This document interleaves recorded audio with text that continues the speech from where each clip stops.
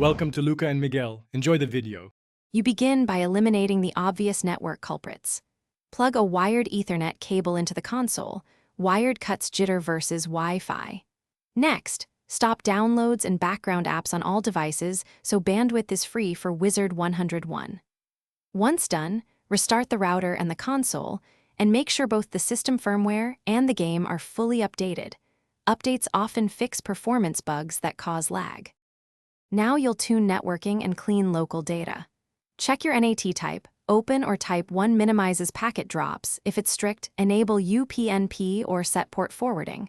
Then change your DNS to a fast resolver like 1, 1, 1, 1 or 8, 8, 8, 8 to shave lookup time. After that, clear the console cache or the game's local storage. Corrupted cache creates stutters. If problems persist, uninstall and reinstall Wizard101 to ensure a clean game install. To finish, isolate whether the console or network is at fault.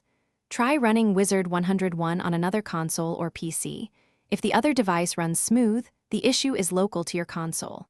Next, enable Router Co-S and prioritize your console's IP and Wizard101 ports to reduce lag during peak times. If lag still persists, backup save data and perform a factory reset as a last resort. If that fails, contact your ISP and support, but first try the troubleshooting tip below. Thanks for watching and please subscribe. It's the best investment you'll ever make.